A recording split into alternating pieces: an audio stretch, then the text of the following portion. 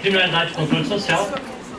E eu gostaria de convidar, então, os componentes da mesa, o professor Luiz Lourenço, o professor Alex Teixeira, o professor Edmilson Lopes e a professora Mariana Posses a compor a mesa.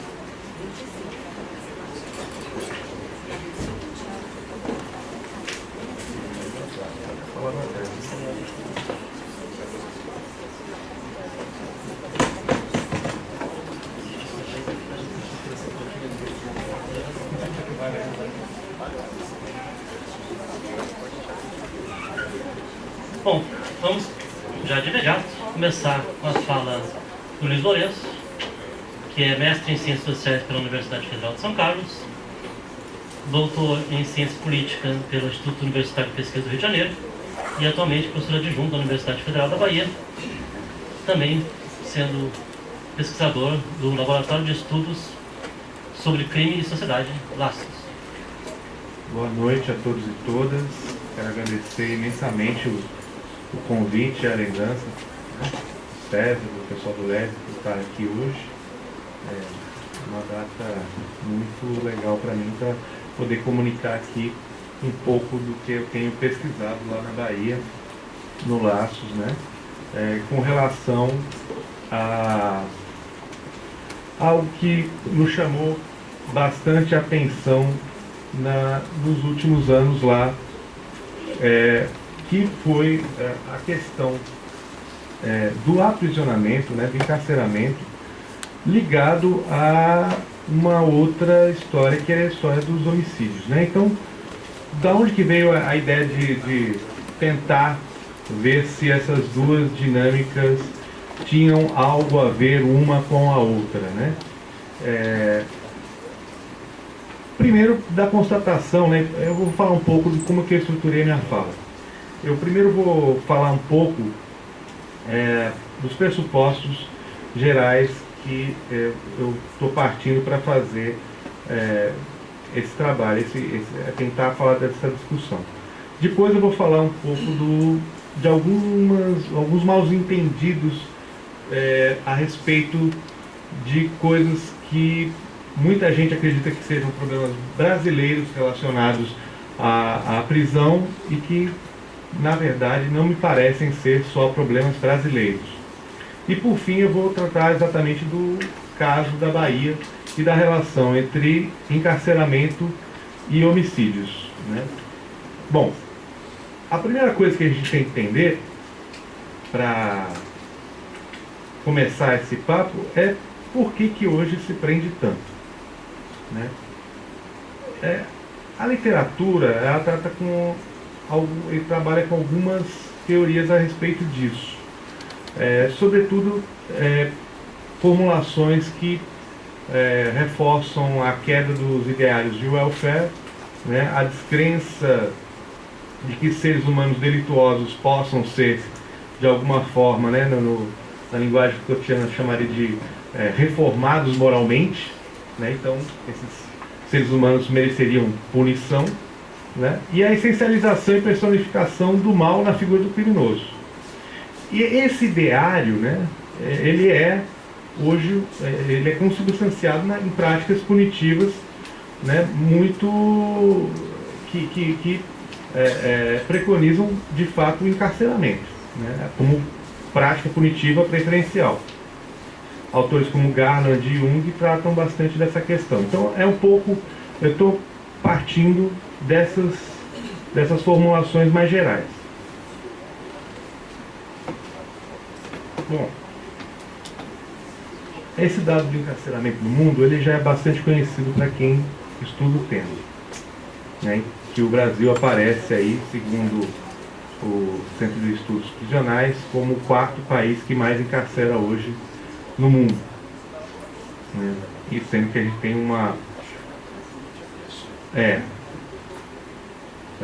se a gente somar as prisões domiciliares, a gente passa a Rússia, né? O último levantamento do CNJ já aponta isso daí. É um dado terrível, né? Agora, quando a gente ainda fala do Brasil, a gente comete a gente esquece de relativizar algumas coisas. A gente leva muito em conta esse número e esquece de levar em conta outros números, né? E para entender que a gente não, enquanto um país, a gente não está isolado não temos uma lógica própria que não dialogue com uma lógica maior que vale também para outros países, né? Uma essencialização que a gente comete muito quando fala da prisão no Brasil é sempre falar que aqui a gente tem dois problemas essenciais, que é a superlotação e excesso de presos provisórios. Não somos os únicos países que têm superlotação nem excesso de presos provisórios, né? Quanto à superlotação, dos 200 países levantados pelo Prison Studies, né, pelo Centro de Estudos Prisionais, a gente ocupa a 35ª colocação, né, com 171% da nossa capacidade de ocupação. Volta no anterior. E 38%, por volta de 38% nós temos de presos provisórios, que nos deixa na 78ª colocação de presos provisórios. Eu fiz um exercíciozinho para a gente ver como é que a gente se situa e como que estão os outros países desse levantamento. É interessante que 50% dos países do mundo, essa linha mediana, né, ela tem pelo menos 28,6% de presos provisórios. Ou seja, mais da metade dos países do mundo tem mais de que 28,6% de presos provisórios. Então, o preso provisório não é um problema, essencialmente, do caso brasileiro. É um problema maior, né? Não nos diz respeito só a nós. E a gente comete esse erro recorrentemente de falar que preso provisório é um problema do Brasil. Não é só do Brasil. É um problema para além do Brasil. A mesma coisa com relação à ocupação. 50% dos países do mundo, né, segundo esses levantamentos aqui do Centro de Estudos Prisionais, tem mais do que 100% da ocupação, tem 108,6% da ocupação. Claro que nós estamos ali nos piores quartis dessa história, estamos nas piores distribuições, isso não nos alivia em nada. Mas, para que a gente pense, para que a gente entenda e para que a gente possa formular hipóteses e compreender melhor esse fenômeno, a gente não pode pensar que que nós aqui no Brasil moramos numa ilha e que esses problemas são problemas brasileiros. Não, são problemas que dizem respeito a uma lógica punitiva maior do que o que é essencialmente brasileiro. Bom, posto isso, vamos partir agora um pouco para a discussão do que aconteceu na Bahia. E a ideia de trazer a Bahia aqui é de pegar um caso e tentar, a partir desse caso, né, usando essa ferramenta do estudo de caso, tentar ver se é plausível a gente tecer hipóteses a partir desse caso para outros casos também, a partir do que aconteceu na primeira década dos anos 2000 na Bahia. Bom, nessa primeira década a gente constatou um acentuado crescimento dos índices de encarceramento, como a gente pode ver nesse gráfico, né? Partindo de 33,64 por 100 mil até o auge, que foi 2010, que foi 119,41. Né? Eu poderia estender mais esses dados, eu preferi trabalhar essa primeira década porque é onde isso acontece com mais força. Nessa primeira década também houve, além do crescimento do encarceramento, né, do número, houve também uma expansão física do sistema prisional baiano, que era até então concentrado na capital, passa a ser também distribuído agora com unidades no interior do estado. Então, muitas dessas unidades que estão aqui do interior, apenas antes dos anos 2000, só 3 existiam. Todas as demais foram criadas nessa década, né? Mostrando também que houve claramente uma política de investimento na punição, né, na privação de liberdade, como estratégia punitiva no Estado. Bom, e aí uma coisa nos chama a atenção, né? Vou estacionar um pouco a prisão aqui e tratar um pouco da outra vertente que eu quero chamar a atenção aqui, que é a questão dos homicídios. Os homicídios na Bahia, nesse mesmo período, cresceram mais acentuadamente do que toda a região Nordeste, né? E no comportamento, o Brasil, a gente vê essa linha azul, né? Os homicídios brasileiros têm uma certa ondulação, mas não houve um grande acréscimo, um grande decréscimo. No Nordeste houve a elevação e na Bahia a linha verde mostra que a acentuação foi maior do que a região Nordeste. Bom, mas se a prisão, né, se faz algum sentido a gente pensar prisão como normativamente nos prescrevem, né, o pessoal da lei e ordem, né, do direito, que ela teria um efeito dissuasório do crime, que ela teria algum impacto na redução do crime. Como que isso é possível? Se a gente aumentou a prisão e aumentou também os homicídios, né, isso começou a me incomodar. Bom, mais um dado aqui, esse dado eu acho um pouco mais dramático, é a taxa de homicídios em Salvador e região metropolitana, né? E aí eu peguei uma série histórica maior, peguei de 1980 até 2010, né? E a gente chega a um patamar altíssimo, né? 60 por 100 mil na região metropolitana de Salvador em 2010. Comparado com zonas de guerra, de conflito armado muito pungente.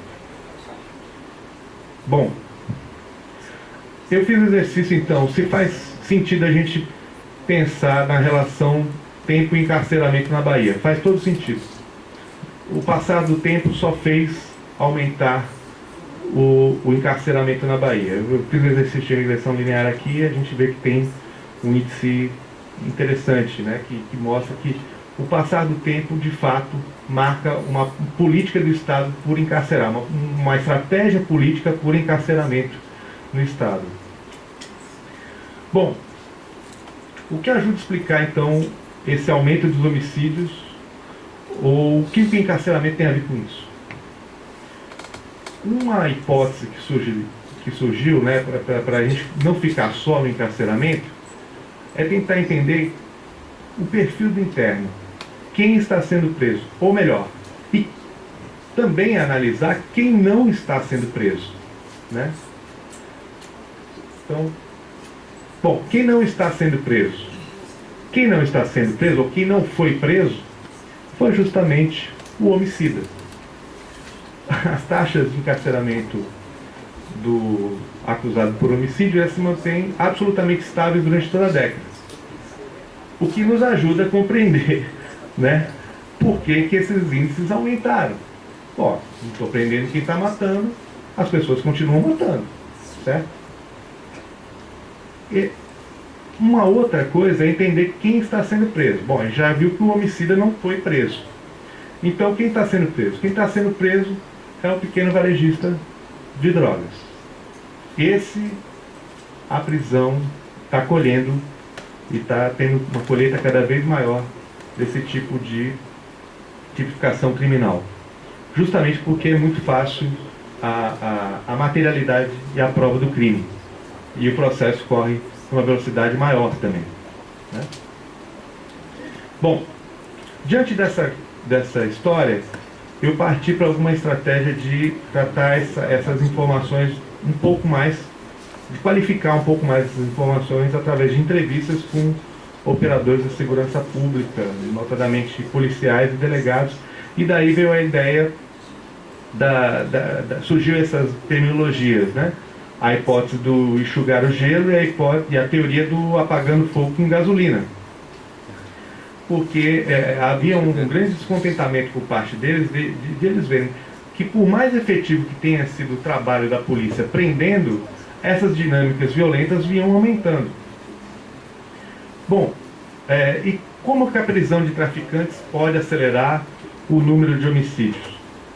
Sobretudo, e aí a gente não tem como contornar a questão de entender um pouco melhor o comércio de drogas, né? O mercado de ações e bens ilícitos, incluindo as drogas que estão em expansão no Brasil. Esse mercado, né, esse comércio tem se tornado cada vez mais lucrativo e popular, né? Aqui eu peguei um dado do World Drug Report que mostra, né, que o número de apreensões de toneladas de cocaína no Brasil vem aumentando. Isso é um indício, e eles mostram outros indícios também, eu não trouxe aqui, que não só o Brasil hoje é um país de passagem de um grande volume de drogas, mas também que há um mercado crescente da droga no Brasil, né? E esse mercado continua a ser criminalizado e associado com outras atividades ilícitas, controladas por gangues ou grupos criminosos organizados. Aqui eu tentei esboçar 4 eixos fundamentais para a gente poder pensar um pouco melhor como que se estrutura esse comércio de droga.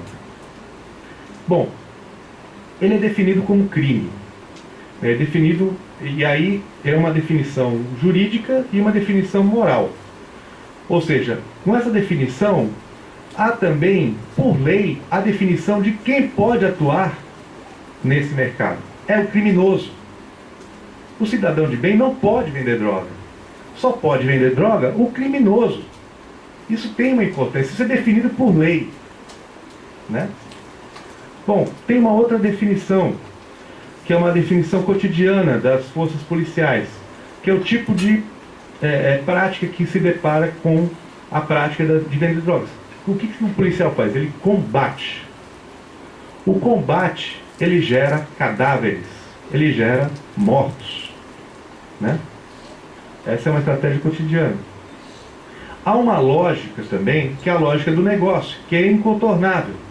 É um comércio, certo? Essa lógica define o escopo do agrupamento. E há a consequência, que é a prisão, que define também algumas coisas, né? Inclusive ajuda a estruturar os grupos que trabalham com esse tipo de comércio. Eu vou correr um pouquinho mais aqui. Houve durante toda essa década uma redundância e um entendimento de que, combatendo a droga, haveria o combate também dos homicídios. E o governo do estado investiu pesadamente nisso, através de campanhas publicitárias, inclusive. 2 que ficaram notadamente muito salientes é essa, né? Crack, Cadeia o Caixão, e o crack é responsável por 80% dos homicídios na Bahia, né? Então eles inverteram, eles falavam que o omelete se transformava em ovo e não que o ovo virava omelete. Eles inverteram a causalidade da história, né? Quando a gente vai à frente, aqui a gente entende um pouco como que essas questões redundaram em morte.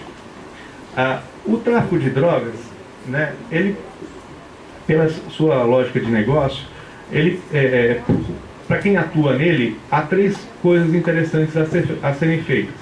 Avançar em áreas que ainda não estão comercializando o produto, e esse avanço representa uma prática violenta, de imposição pela violência, já que o mercado é instável.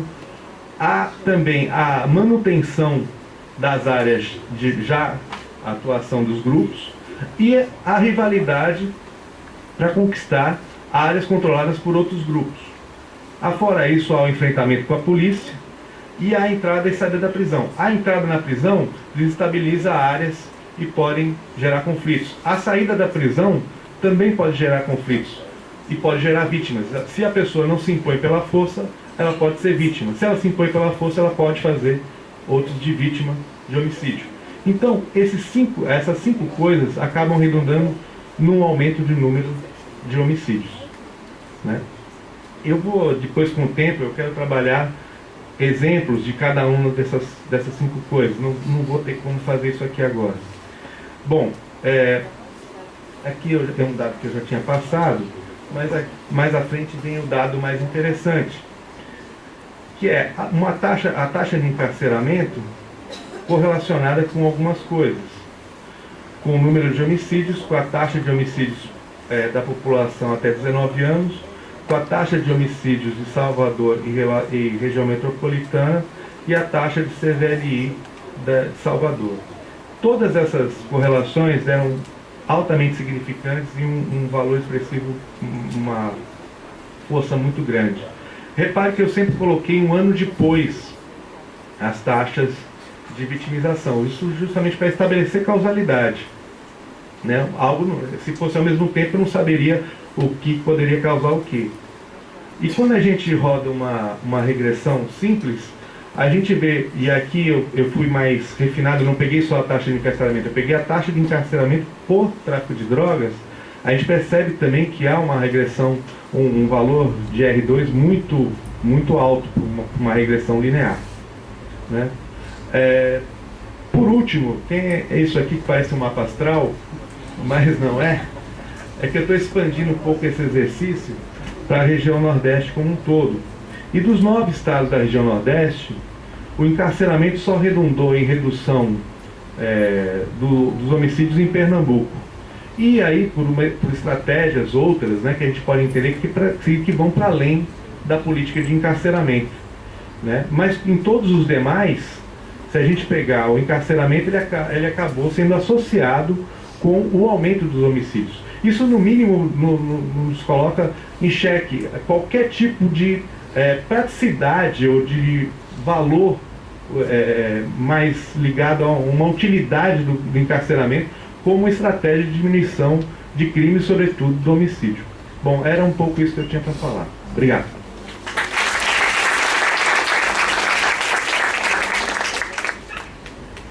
Obrigado, Luiz.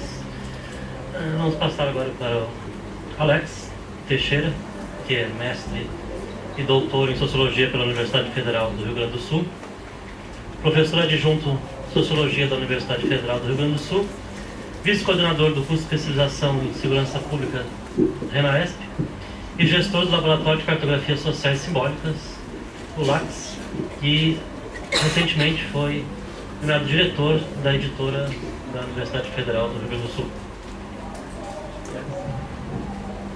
Bom, boa noite a todos e todas. Essa última atividade relatada pelo Maurício é que tem feito as últimas semanas ficarem um pouco mais atribuladas do que o normal, mas, bom, eu sabia o que eu estudei 10 anos para fazer o concurso, então eu não posso reclamar. Bom, eu vou pensar, quando veio o convite para vir ao seminário e tal, eu não sabia que ia ser diretor ainda da editora, então eu estava, não, vai ser tranquilo.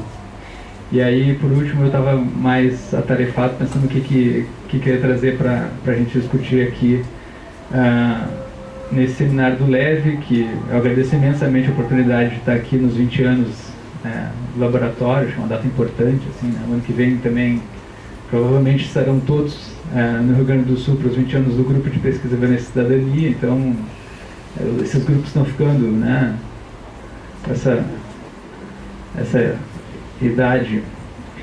E eu resolvi fazer usar um pouco do estoque de pesquisas que, por conta dessas já décadas e coisas, né, passadas, os grupos de pesquisa têm nos proporcionado, né, a possibilidade de fazer pesquisas empíricas com um grande número de pessoas e uma abrangência, se não nacional, quase nacional, coisa que geralmente quando a gente está em atividades ou em pesquisas individuais são mais difíceis de fazer.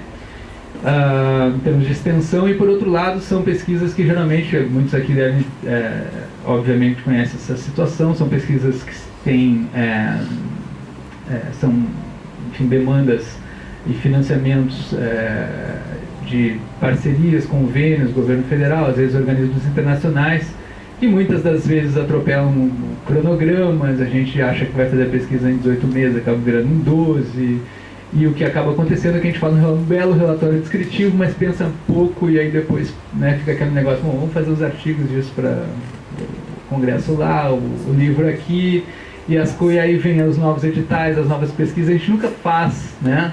Fica lá aqueles bancos de dados maravilhosos e a gente acaba... Então, confesso que eu achei que eu ia poder fazer essa reflexão de uma forma um pouco mais aprofundada, mas como o Maurício disse, eu fui brindado com a direção da editora da URGS, que tem me, né, colocado em outras enrascadas nas últimas semanas. De toda forma, essa é uma pesquisa que foi empreendida por uma equipe grande aqui, na verdade, pode voltar, entendeu? Ali está no Minuto dos Professores, mas ali dos professores participaram muitos alunos de pós-graduação e de graduação vinculados ao grupo de pesquisa, porque, agora sim, como aparece no mapinha, foi uma pesquisa que deu conta de vários estados da federação, e em todos eles com uma metodologia essencialmente qualitativa, embora alguns tenham sido usados alguns instrumentos também de levantamento de dados estruturados, mas fundamentalmente se trabalhou com entrevistas de grupos focais em todos esses estados que estão apontados ali, no sentido de avaliar o processo de formação, fundamentalmente o processo de formação para a atuação em policiamento comunitário em todos esses estados. Fazendo um breve retrospecto aqui, houve a gente foi contratado pela Senasp, exatamente no âmbito daquele primeiro edital do Pensando na Segurança, para fazer, de alguma forma, avaliar se tinha valido a pena o investimento todo que foi feito em termos de formação, não só no Brasil, mas inclusive com algumas visitas ao exterior, das polícias dos estados, nessa tentativa de implementação de bases comunitárias de segurança, etc. E aqui, hoje mesmo à tarde, no GT, a gente discutiu algumas apresentações que trataram das realidades dos estados que receberam esse tipo de programa ou de política das bases de policiamento comunitário, enfim, em cada um dos estados acabou recebendo diferentes nomes, e também foram incluídas mais ou menos, assim, em termos de intensidade, né, em políticas de segurança pública mais amplas, em projetos, né, e programas mais amplos. O policiamento comunitário como fazendo parte de uma estratégia mais ampla de segurança. Então, foram grupos focais, foram 27 grupos focais com policiais militares que realizaram esses cursos de formação. A fotinho inicial ali era de um posto de policiamento comunitário em São Paulo, exatamente para provocar, porque São Paulo foi vamos dizer assim, o centro emanador da formação, por conta de ter recebido, ter sido onde foi feito o primeiro acordo de cooperação com a JICA, que é a Agência de Cooperação Internacional do Japão, que foi quem forneceu os moldes da implementação desse policiamento comunitário para esses estados todos que adotaram. Então os policiais iam fazer o curso em São Paulo, alguns deles depois faziam cursos, fizeram inclusive visitas ao Japão, para ver como é que funcionavam os tais dos COBANs, que eram esses postos de policiamento comunitário. Então a gente foi nesses estados que já mencionei ali, para particularmente fazer o grupo focal com esses policiais que tinham realizado os cursos ou na capital do seu estado, a partir de pessoas que haviam sido formadas em São Paulo ou que tinham ido mais adiante. E, além disso, foram também feitas entrevistas com gestores, obviamente, quem faz pesquisa seja nas unidades da polícia ou nas academias de polícia sabe que não se faz pesquisa chegando e batendo na porta da polícia. Você tem que, né, existe uma estrutura piramidal que você tem que dar conta, e isso obviamente envolve fazer entrevistas com gestores, fazer entrevistas com superiores, faz parte também do próprio arranjo de entrada nessas instituições. Então também foram feitas entrevistas com gestores, um pouco aquelas falas um pouco mais oficiais e tal, né?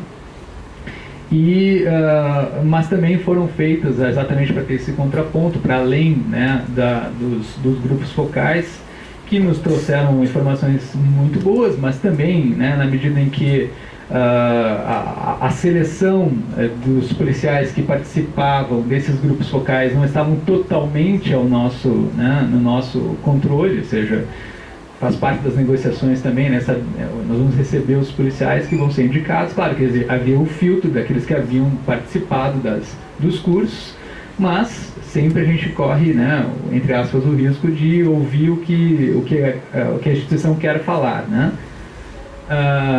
Teve situações em que, pelo menos nos estados em que eu fui, a entrevista com o gestor surgiu, não estava no plano, mas surgiu exatamente porque como uma estratégia de tirá-lo da sala de realização do grupo focal, dizendo, não, isso é muito importante, a gente faz a entrevista depois, à parte e tal.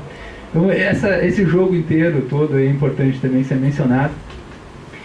E, como eu disse também, então, exatamente para ter esse contraponto, foram feitas visitas, né? Teve uma situação, eu diria, quase etnográfica, porque eram visitas relativamente rápidas, mas que botando o pé, né, nos lugares onde estavam instalados os postos das bases de policiamento comunitário, e vivenciando, pelo menos tentando, né, perceber um pouco das relações que se estabeleciam ali nas visitas, enfim, em algumas atuações também foi importante para ter uma noção de como operavam aquelas informações da formação, embora não fosse o foco da pesquisa, a pesquisa que gerou, né, que foi encomendada, vamos dizer assim, né, avaliar a atuação propriamente da polícia comunitária, mas como interesse de pesquisa a gente também tentou abordar de como é que aquela informação acabava produzindo práticas ali adiante. E, assim, eu tinha mencionado, né, também foram levantadas informações de perfil, por meio de formulário, com esses participantes dos grupos focais. Então, uma das coisas também que foi avaliado, a Senasp tinha aqueles formulários, né, isso era uma das coisas que estava no contrato, né, fazer uma análise da avaliação dos alunos a respeito dos cursos que tinham sido realizados. Isso foi um pouco cumprir tabela, porque, né, mais ou menos como a gente faz quando faz curso de extensão, que os alunos têm que preencher, né, se as instalações estão boas, né, enfim, aquelas coisas. Então, se a gente olha ali os indicadores, foi tudo ótimo, né, tudo de 0 a 5, 4 e, enfim, o que foi a pior avaliação foi a questão do que se o curso havia produzido algum efeito no aprimoramento do que os policiais já sabiam sobre o policiamento comunitário, que foi um pouquinho pior avaliado em relação às outras coisas todas. Aí sim. Bom, só para ter uma ideia então de com quem é que a gente teve contato, né, pensando um pouco, usando os dados do levantamento do perfil dos participantes dos grupos focais, principalmente, né, a gente tem uma faixa etária que era de pessoas mais velhas do que o perfil geral das instituições, né? O sexo é predominantemente masculino, com grau de instrução também mais educado do que o perfil geral, 84% acima de médio completo. A renda também, né? Ou seja, a gente estava falando com um grupo de policiais que a gente poderia, não diria exatamente da elite policial, mas mais qualificado em vários aspectos em relação ao perfil geral das instituições, né? Em termos de experiência profissional, enfim.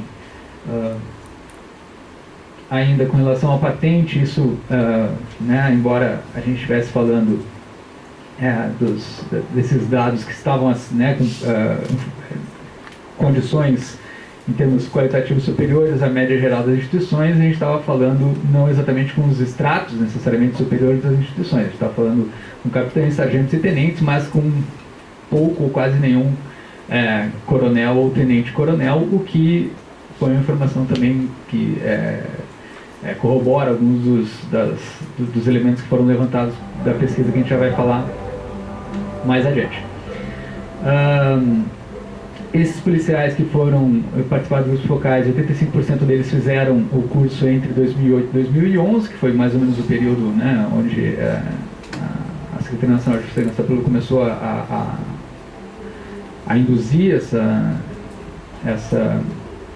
política. E em termos da atuação na polícia comunitária, o local de concentração dessas bases, desses postos de policiamento comunitário, basicamente nas capitais, nas regiões metropolitanas, né? E o tempo na função, 70% deles com menos de 5 anos na função de policiamento comunitário, e 70% atuavam em outras atividades além das funções de policiamento comunitário, né? Isso é uma questão que ficou também muito presente depois nos grupos focais, né? Essa cisão que apareceu desde logo entre os policiais comunitários, a gente poderia dizer quase como um adjetivo, né? E os verdadeiros policiais, ou seja, então você tinha essa disputa, né? Esses são os comunitários, aqueles são os comunitários, então.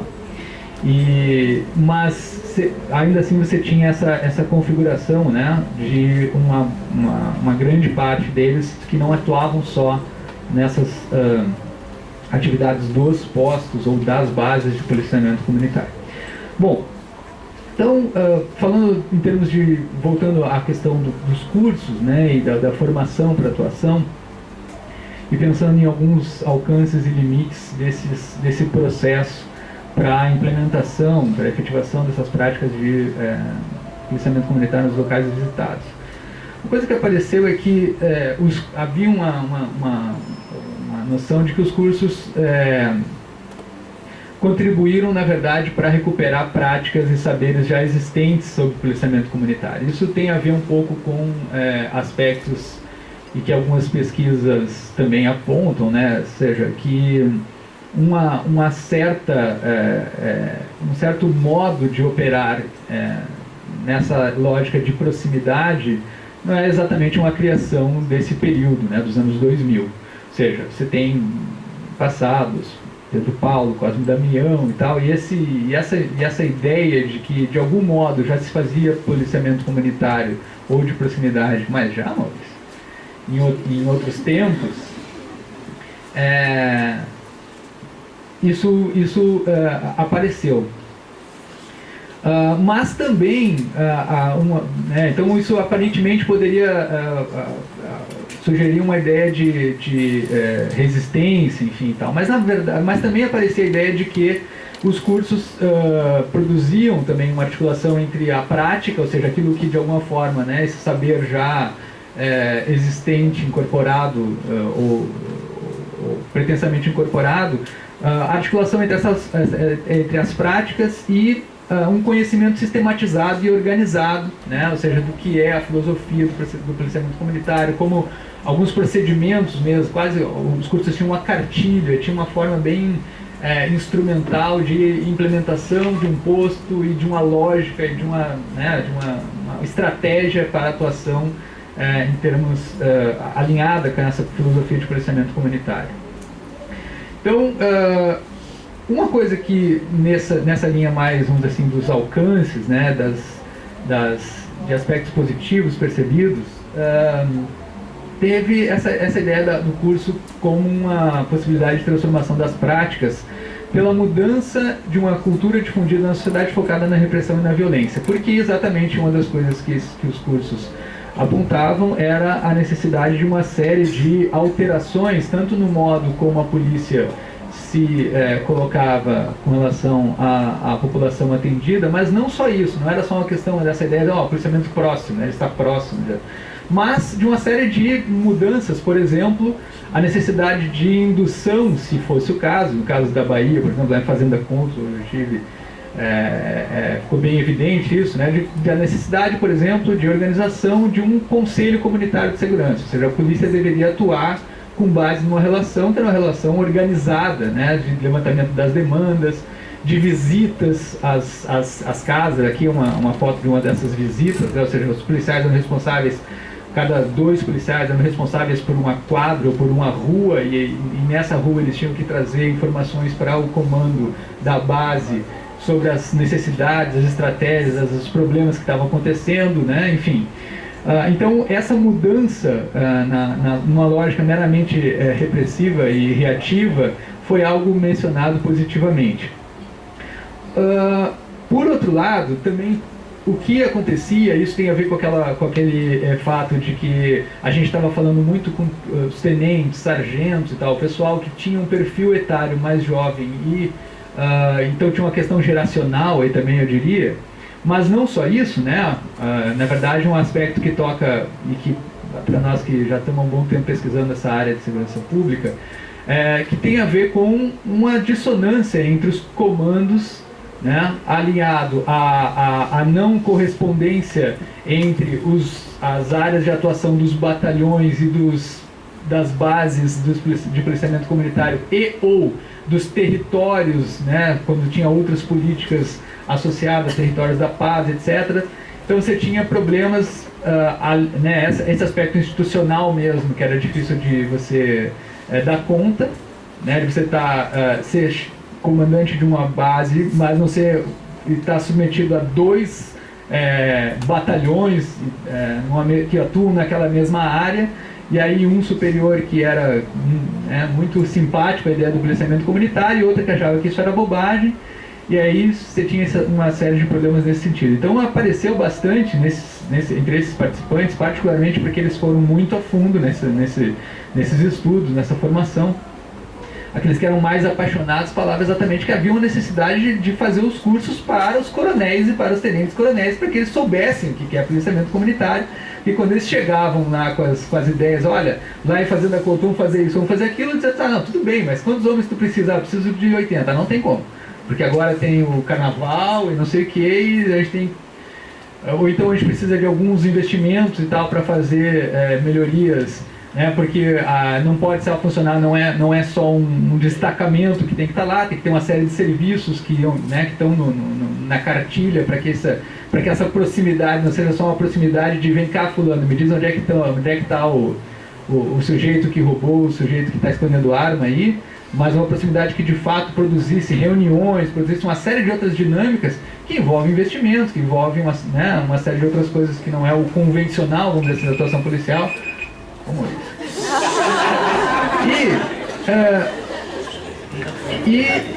E que, portanto, foi um elemento que produziu até em alguns estados um ressentimento, né, dessa cisão entre aqueles que estavam lá atuando e seus superiores.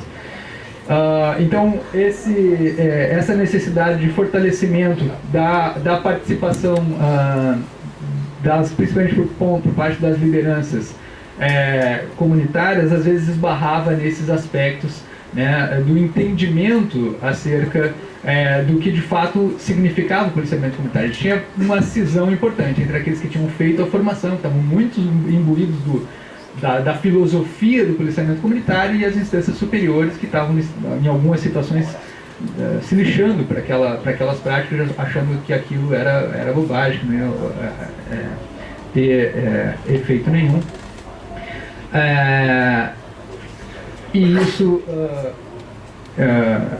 portanto, é algo que ficou muito evidente, essa necessidade de envolver a sociedade para fortalecer os esforços dos gestores. Vejam que é interessante que apareceu para eles a necessidade de estar próximo, de chamar a população a participar, para eles terem mais condições de chegar nas instâncias superiores e conseguirem colocar em prática as mudanças que era necessário. Isso ficou muito evidente, principalmente no oficialato médio, né? E essa distinção não era nem entre oficiais e não oficiais, era entre oficiais médios, eu diria, oficiais superiores. Essa, vamos dizer assim, esse ruído, né, na forma de produzir. Então, aqui só para apontar algumas contradições que a gente percebeu entre o que esses cursos foram capazes de produzir numa parte dos policiais, nessa parcela de policiais que participou dessa formação, e o que de alguma forma foi encontrado na hora de implementar. E aí eu não estou nem, né, o Maurício já acabou com o tempo para mim e tal, eu não estou nem entrando nos aspectos regionais, que a gente teria que ficar aqui falando ainda muito mais tempo, né, mas de uma forma geral, uma das contradições estava nesse aspecto da cultura institucional, que a gente já falou, né, essa lógica, que é uma lógica eminentemente repressiva e reativa e não preventiva, que é um dos pilares dessa atuação comunitária. A falta de estrutura física das polícias, né? O engessamento burocrático desse modelo de repressão policial, que atua nessa forma, nessa lógica do combate, do batalhão e tal. Dizer, bom, mas aí vai ter a base, e a base, o que é a base de policiamento? Qual é o papel dela, qual é né, onde que ela se situa na estrutura que já está colocada, né? E isso se revelava, portanto, como uma falta de apoio dos comandos em muitas situações, né? A filosofia de policiamento comunitário parte exatamente da ideia de uma descentralização da gestão, ou seja, você tem uma diretriz, uma filosofia, e essa gestão vai ser descentralizada, e isso choca-se frontalmente com a lógica piramidal, né, de comando, particularmente das polícias militares, que são as instituições em todos esses estados que levam a cabo essas tentativas de prática de policiamento comunitário. E por fim, uma coisa que aí sim, acabei, tá, Maurício?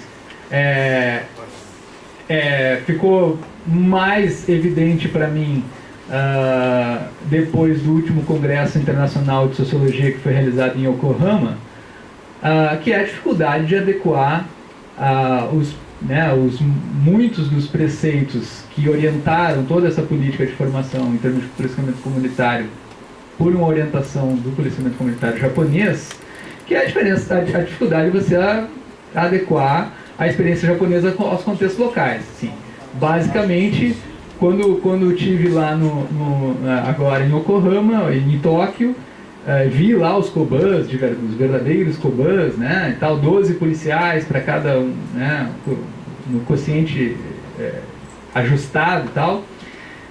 Basicamente, o que falta aqui, ou uma boa parte do que falta aqui para esses programas de policiamento comunitário são os japoneses.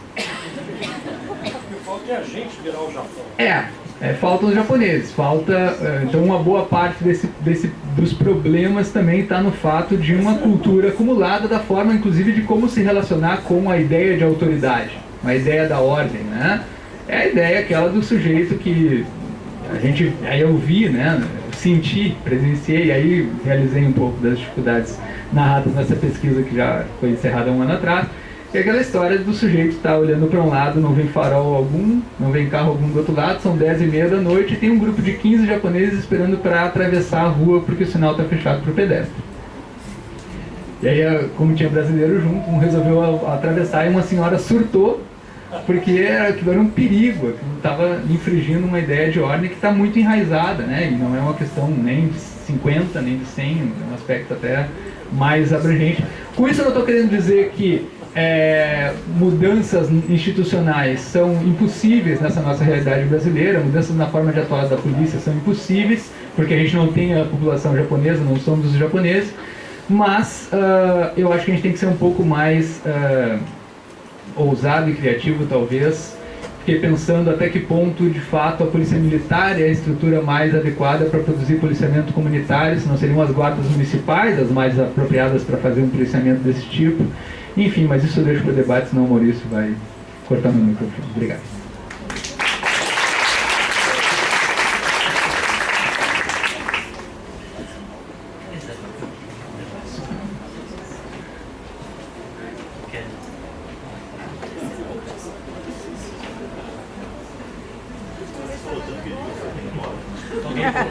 Você queria falar agora?